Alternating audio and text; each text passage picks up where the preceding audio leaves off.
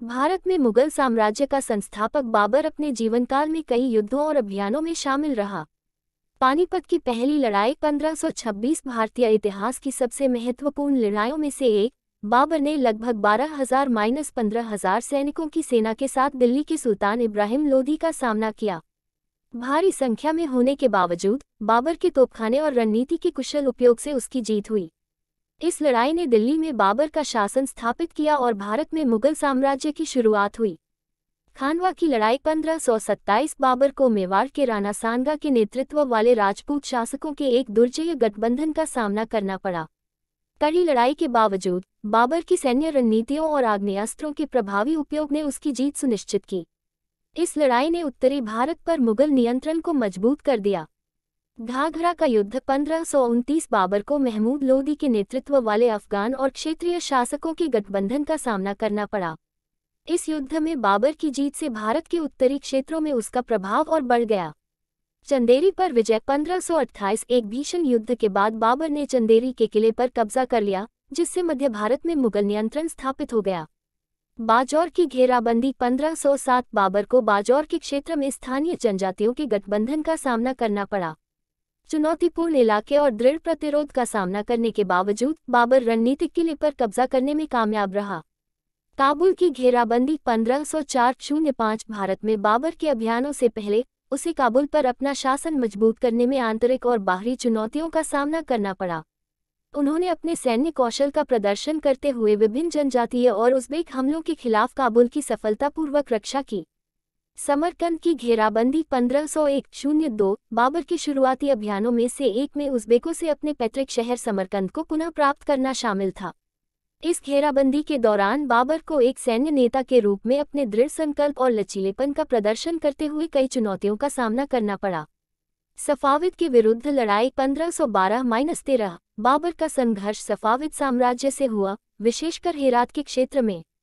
इन मुठभेड़ों ने एक शक्तिशाली प्रतिद्वंद्वी के खिलाफ उनके सैन्य कौशल का परीक्षण किया। उज़्बेक्स के खिलाफ लड़ाई 1506-07 1510 समरकंद को पुनः प्राप्त करने और फरगना के क्षेत्र में अपने शासन को सुरक्षित करने के लिए बाबर ने उज़्बेक्स के खिलाफ कई लड़ाइयां लड़ीं। इन संघर्षों ने युद्ध की बदलती परिस्थितियों के अनुसार अपनी रणनीतियों को अनुकूलित करने की उनकी क्षमता को प्रदर्शित किया। बाबर के सैन्य अभियानों को उसके तोपखाने के अभिनव उपयोग, अनुशासित सेना और रणनीतिक प्रतिभा द्वारा चिन्हित किया गया था। इन जीतों ने भारतीय उपमहाद्वीप में मुगल साम्राज्य की नींव रखी और एक दुर्जय सैन्य कमांडर के रूप में उनकी विरासत को प्रदर्शित किया। जबकि मुगल साम्राज्य के संस्थापक बाबर निस्संदेह एक कुशल सैन्य रणनीतिकार थे, जिन्होंने कई जीत हासिल की, उन्हें अपने अभियानों के दौरान चुनौतियों और असफलताओं का सामना करना पड़ा। बाबर के सैन्य करियर के कुछ प्रमुख निम्न बिंदु या नुकसान में शामिल हैं।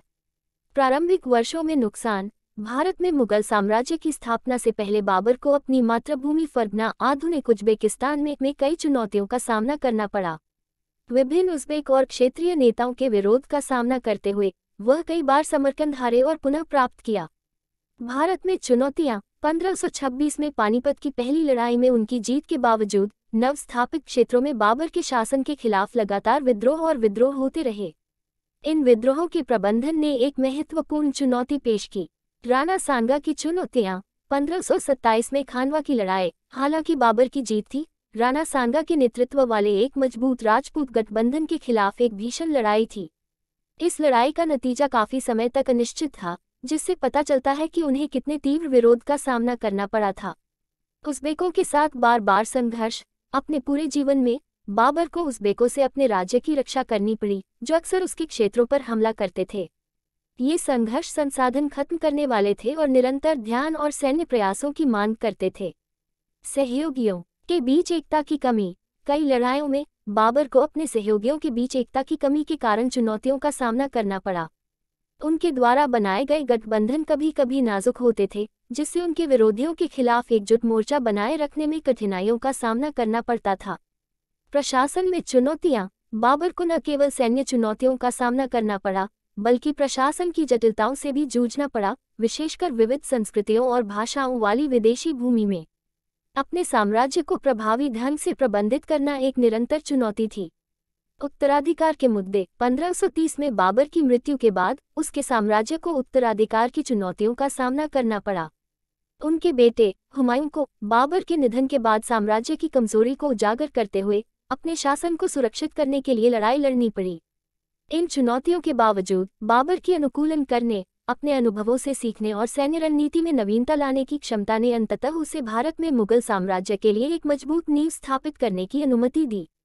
असफलताओं से उबरने और दृढ़ रहने की उनकी क्षमता ने आने वाले वर्षों में साम्राज्य की नियति को आकार देने में महत्वपूर्ण भूमिका निभाई।